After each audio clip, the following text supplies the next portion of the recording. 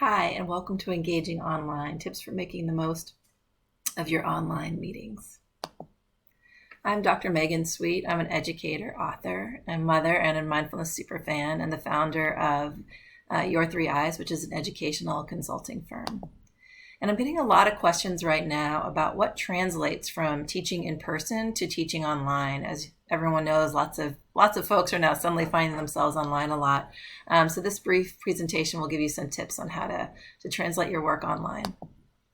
The first step is to get ready to be on camera. Most computers have cameras in different locations, and it's a really good practice to have your camera lens at eye level with you so that you're not looking down both at the screen itself, but also at a camera that's below you. So do your best to prop up your computer so that the camera is eye level. Take a few breaths before you get online. A lot of people are uncomfortable being online, so try and be as centered as you possibly can before you start rolling. And again, another tip to keep your head up and your eyes towards the camera lens is to put your notes right by your camera lens so that you're looking up all the time. You're not having to look down at your desk or at your keyboard. Step 2 is to engage your audience. Just as like we would do in person, there's lots of great ways to engage your audience online that feel very similar to what you would do already. So build community with some icebreakers. There's lots of fun icebreakers you can do. Maybe having people show something that's on their desk or some way of bringing their outside world into the camera screen. Use the chat box to keep people engaged. Every few minutes you could stop and ask a question and allow people to communicate with you via the chat box. You obviously also can let people talk online and share information with you by unmuting themselves. But if you have a large group, that can feel unwieldy. Polls can give you a really quick pulse check on how people are doing. Zoom and a lot of other online platforms now have polls built in. So all you have to do is build a poll, and that will give you some really quick feedback on how people are doing. A lot of our online platforms now too are also having things like emoji and other reaction buttons that allow participants to connect with one another.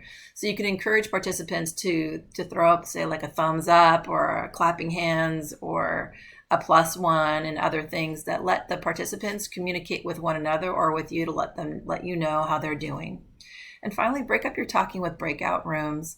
Just as in person, it's a best practice not to be talking more than 15 minutes straight. You don't want to be talking a lot online either because it's that much easier for people to disengage. So break people into small groups, use breakout rooms as a way for people to connect with one another.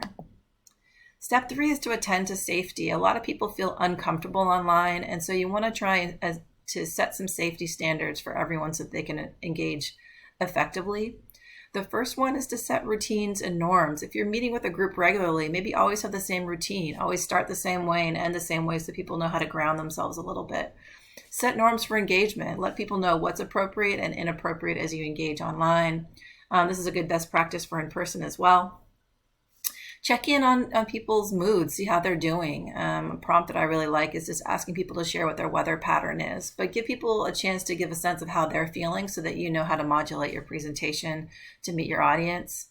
Sometimes chatting is a bad thing. You can always turn off the chat box function as the controller of a meeting, because sometimes the side conversations become so distracting that folks can't actually engage with the bulk of the meeting, and sometimes unsafe or unwelcome engagements happen there. So you might want to turn that off. I encourage the use of virtual backgrounds, especially if you're teaching with people from diverse socioeconomic backgrounds. What's behind people, what's happening in the rooms behind them, what their rooms look like, can be really distracting both for the person that's in that room, but also for other folks. So maybe invite everybody to use a virtual background. And finally, preview what's coming ahead by sharing your agenda. Let people know when the breaks are going to be, what they're going to be talking about, how they're going to be engaged, so that they know how to ground themselves and be ready to engage with you. And finally, I just want to remind everybody that you've got this. While it can feel weird to be online and a little bit forced, actually your warmth and your caring do absolutely translate online. So just allow your personality to shine through. Many of the facilitation skills that you've already used effectively in person also work online. So try out some of those things and get creative about how to use the strategies that you always liked, but to an online environment. And finally, give yourself a break. This is a challenging time and it can be difficult to lead engagements online. So don't set yourself for such high standards that you fail and that you feel disappointed all the time.